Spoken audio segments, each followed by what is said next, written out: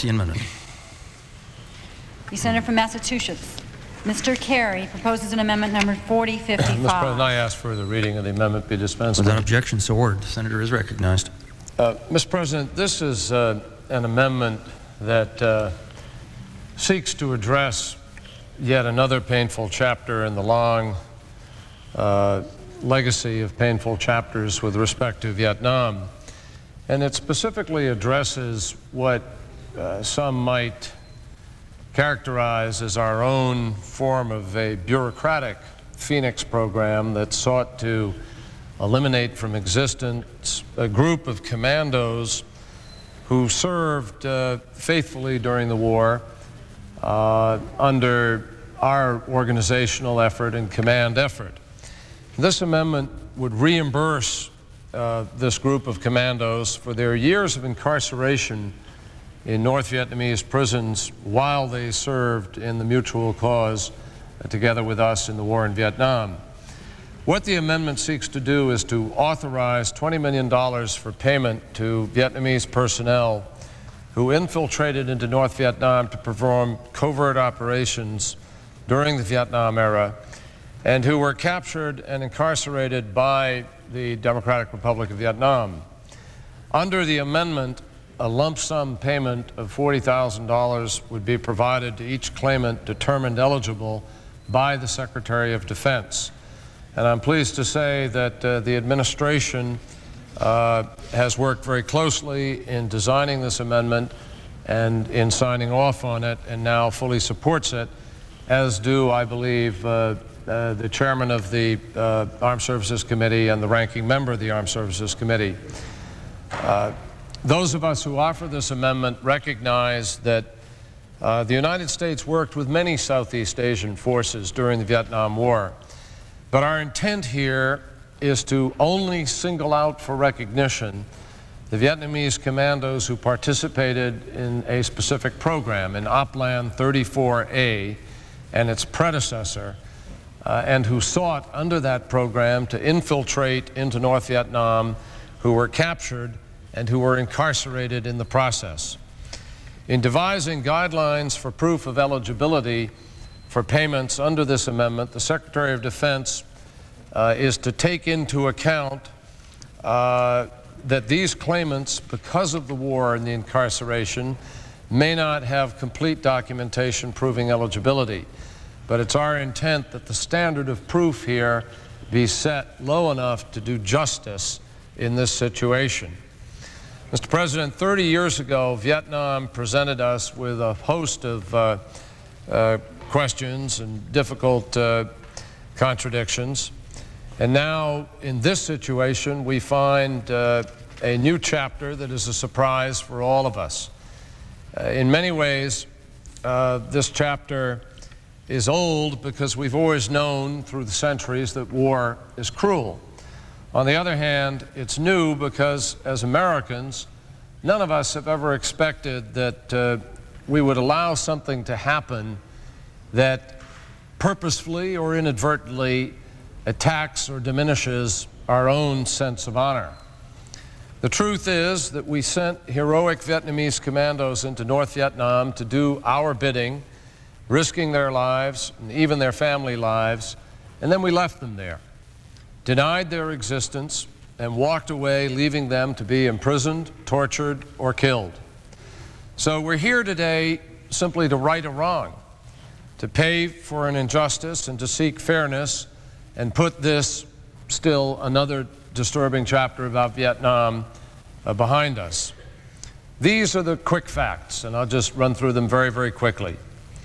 In the early days of the war, the United States and South Vietnamese governments initiated a joint covert intelligence gathering operation against North Vietnam. And recruited were commandos from among Vietnamese civilians and the armed forces of the Army of the Republic of Vietnam. And the United States, through the CIA and later through the Defense Department, provided training and funding, including salaries, allowances, bonuses, and death benefits. Together, the United States and South Vietnamese officials determined where and when the commandos, who were organized into teams, would be infiltrated into North Vietnam. Many were dropped by parachute, but some were inserted by land or sea. Some also conducted counterintelligence activities against North Vietnam and against Laos. IRIS, which was the first team, IRIS, was inserted in early 1961.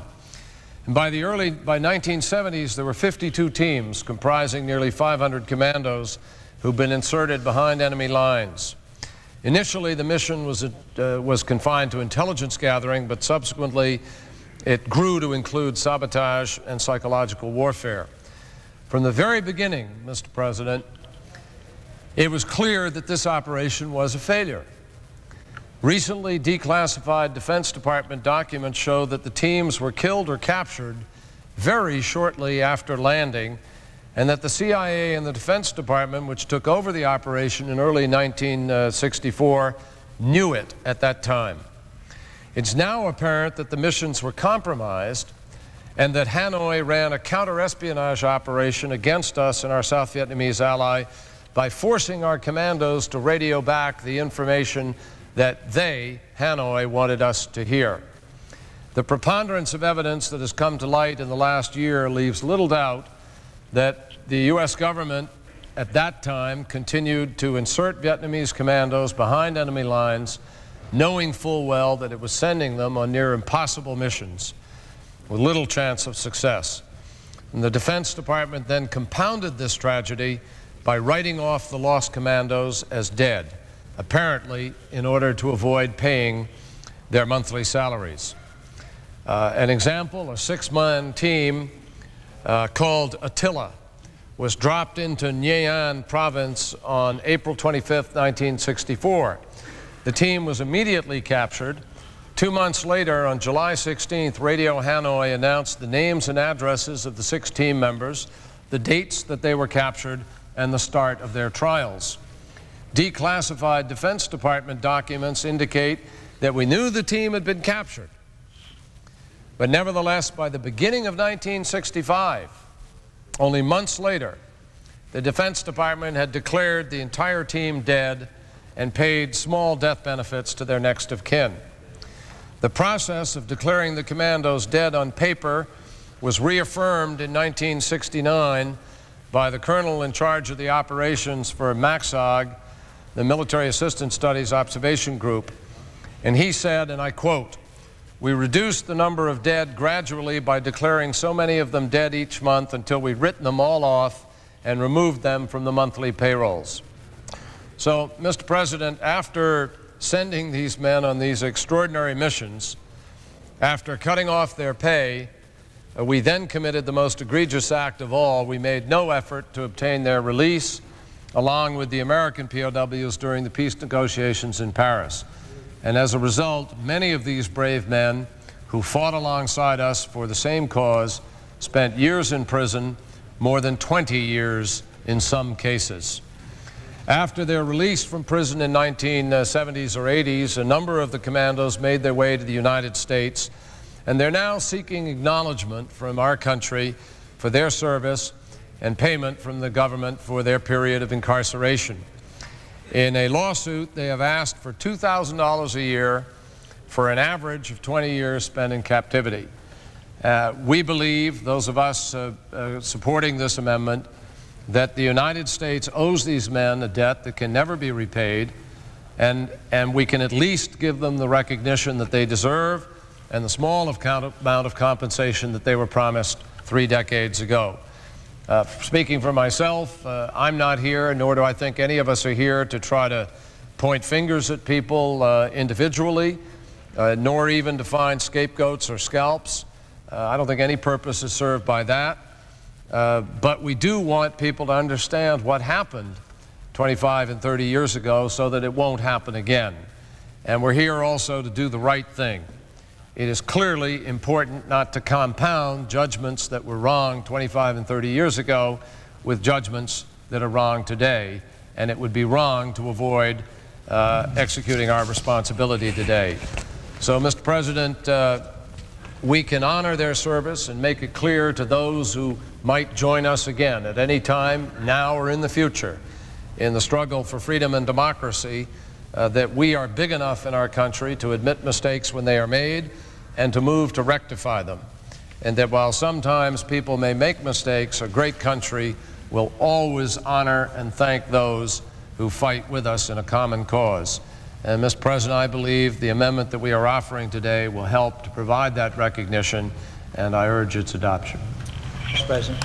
Senator from Arizona, Mr. McCain is recognized. Mr. President, the amendment requires the Secretary of Defense to make payments to Vietnamese nationals who were trained and commanded by the U.S. government to fight behind enemy lines during the war. The amendment purposely created a low standard of proof to be met by the commandos, and it is our intention and hope that it be interpreted liberally. All that these men must prove in order to receive payment for their services is that, one, they entered North Vietnam during the war under an operation called Op Plan 34A, or its predecessor, and that they were captured and incarcerated by the Democratic Republic of Vietnam as a result.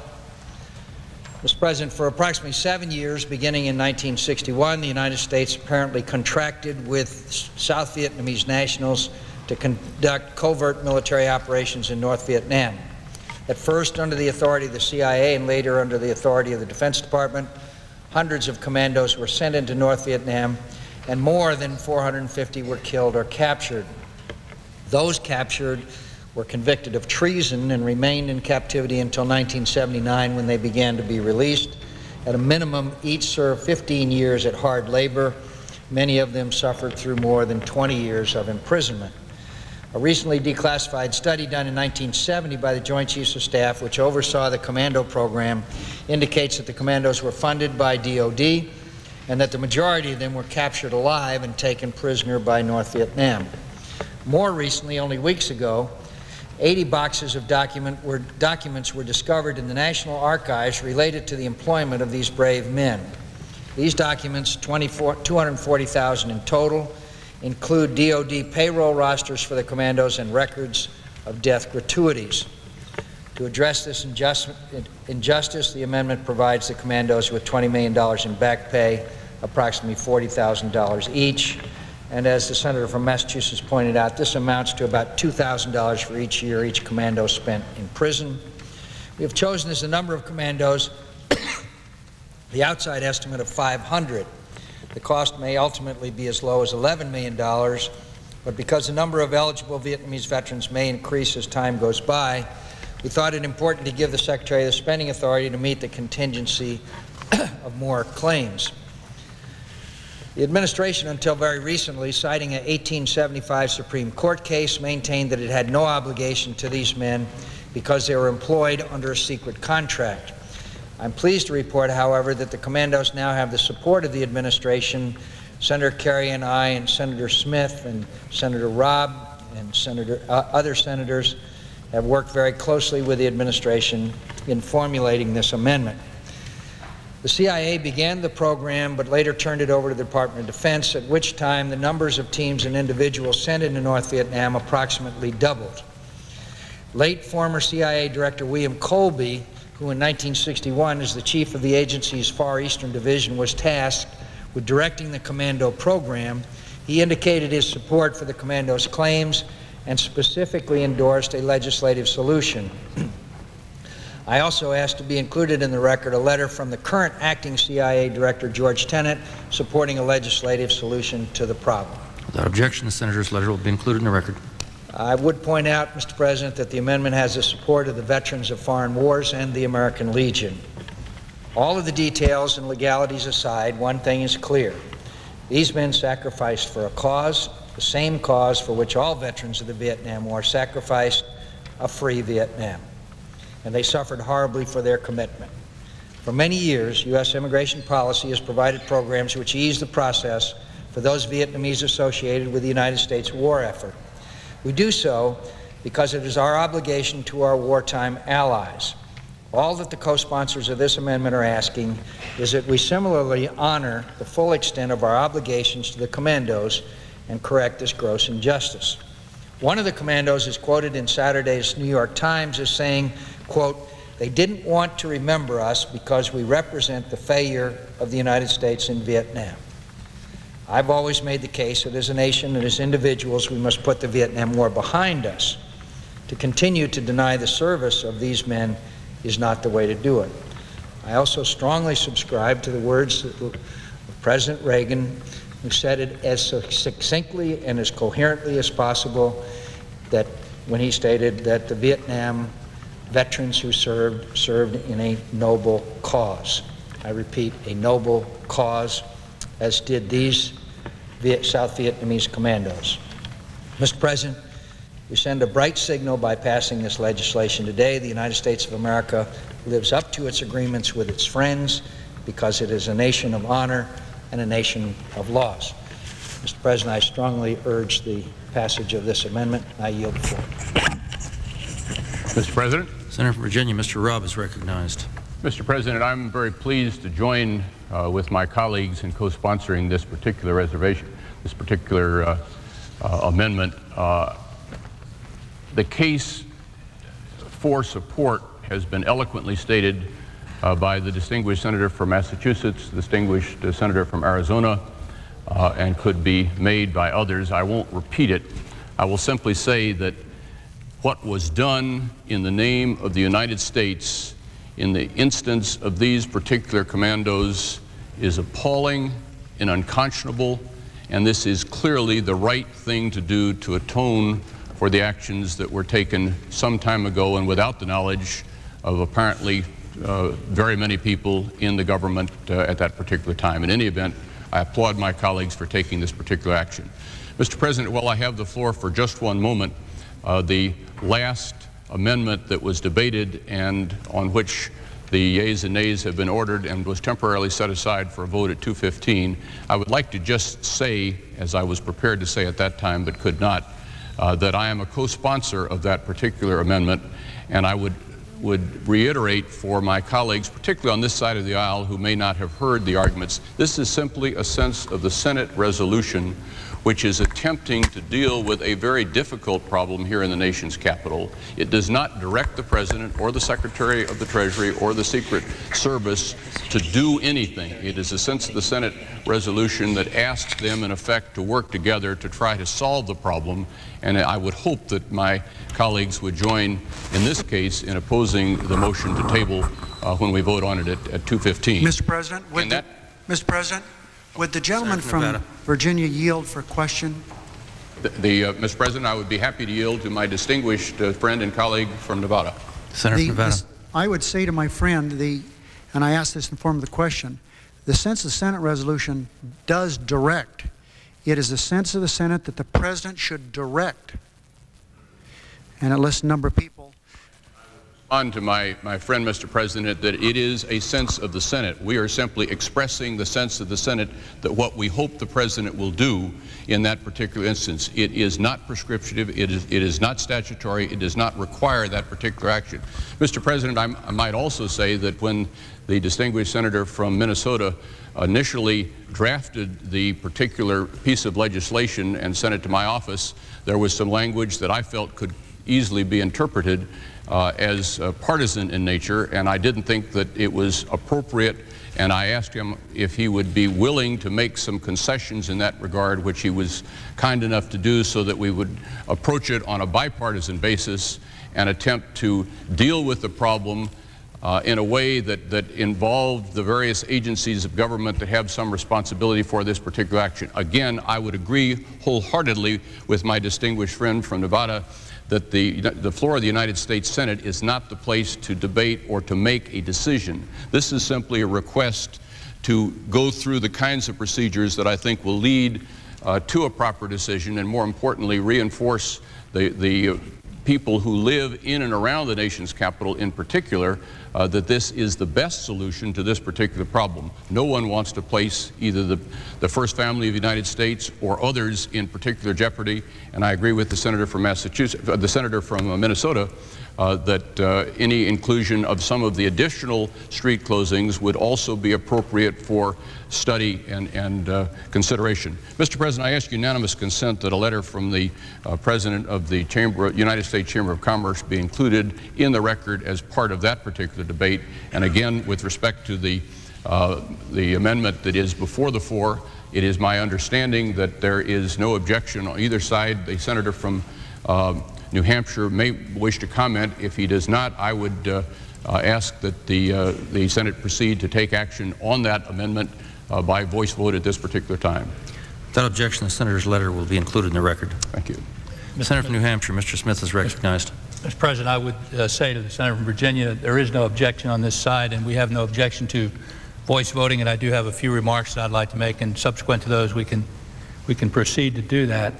Prior to that, Mr. President, in regard to the previous unanimous consent request for a vote at 2:15, there are some members who currently are tied up at a White House meeting, so I'm going to ask unanimous consent that the vote, which was previously scheduled for 2:15, now occur at 2:30 today. Hearing none, the vote will occur at 2:30. Mr. President, that's on the ground. I ask unanimous consent that my remarks regarding this amendment appear in the record without being interrupted by the other Without objection, so ordered.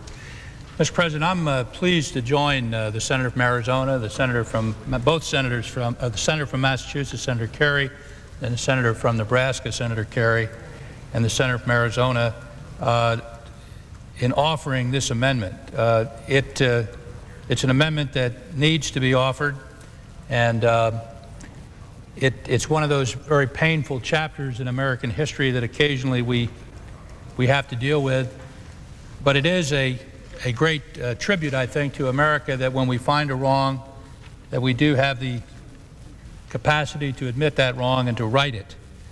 Over 35 years ago, the United States government asked the Republic of Vietnam to provide some South Vietnamese military personnel for special commando missions into North Vietnam.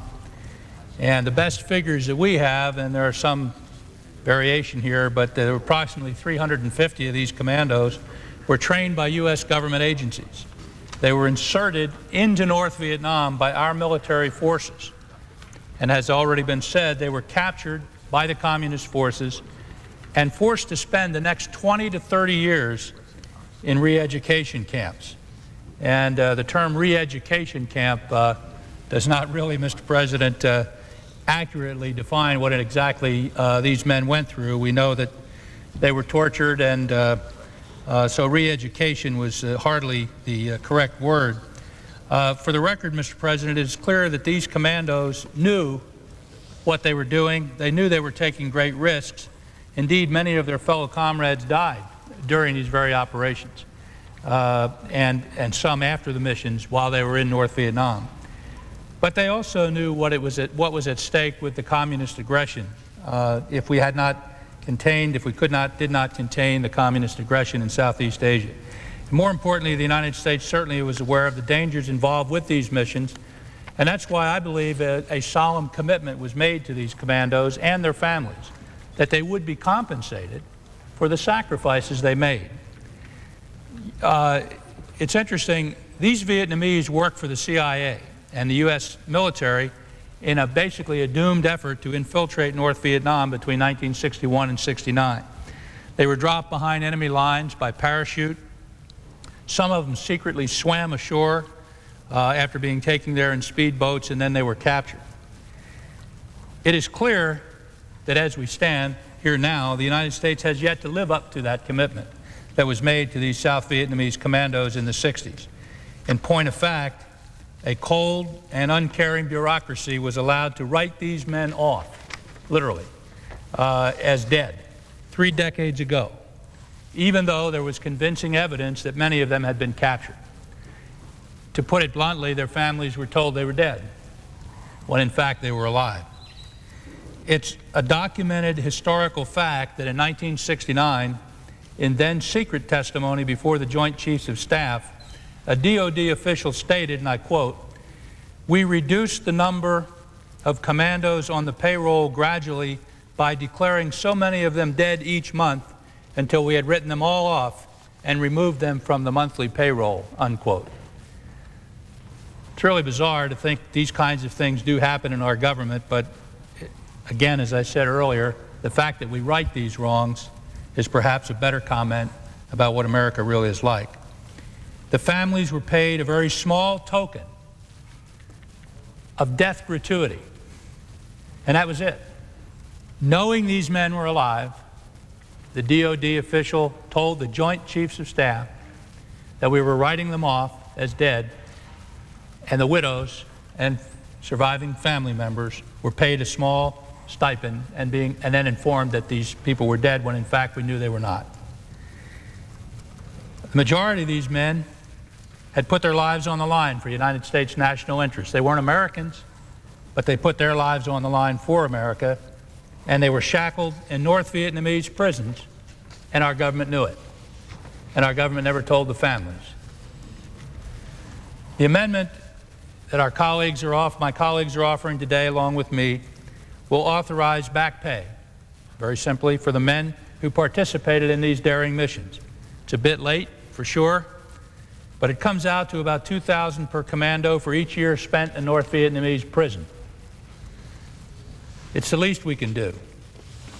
And I would note that, just as a comparison, that our distinguished colleague from Arizona and many others who were captured by the North Vietnamese and imprisoned and tortured, they received full pay, as they should have, during the time they were in communist activity. So there's certainly a well-established precedent for this amendment. So there's nothing dramatic about it. It's just the right thing to do. Let me also point out that after a year of fighting this case in U.S. Claims Court, the administration has decided that granting this back pay to these commandos is the right thing to do, and I think we should give credit to National Security Advisor Tony Lake because he has been very supportive and very helpful in getting this done. I think that the tragedy which befell these commandos was only made worse by the initial attitude by the Justice Department and DOD and the CIA in the claims court. Again, we had to drag them kicking and screaming in to right the wrong, but the wrong is righted. So I want to commend, again, Tony Lake for reversing this attitude and coming out in support of the amendment. And finally, Mr. President, as we continue to seek answers about the fate of our own missing American servicemen from the Vietnam War, I think it's imperative for the administration to assure that each of these South Vietnamese commandos has been interviewed for any information they might possess on any missing American, dead or alive. This is very important. These men have been in prison in South Vietnam, some of them for 20 years, in North Vietnam for 20 years. Who knows what they might know? They all should be debriefed thoroughly. This would include making arrangements to speak to all of them who are reportedly still in Vietnam, awaiting its approval for departure to the United States. Let me again commend my colleagues who served with me on the Senate committee in 1992, including the senator from Virginia who's here on the floor, for working with me on this amendment. We're all concerned when we saw the news accounts, and we were all committed to doing something about it. We reacted quickly, and I'm proud to be an original co-sponsor and urge all of my colleagues to support it. Mr. President, I might say, there is no one on our side that I know of now who wishes to speak on the amendment, and I'll yield to the senator from Virginia to move the amendment. Mr. President, I know of no one else who has requested an opportunity to speak on this amendment. I therefore move the adoption of the amendment. Is there further debate on the amendment? Hearing none, the question is on the amendment. Those in favor will respond by saying aye. Aye. Those opposed, the ayes appear to have it. The ayes do have it, and the amendment is agreed to. Move to reconsider. Lay it on the table. Without objection, so ordered.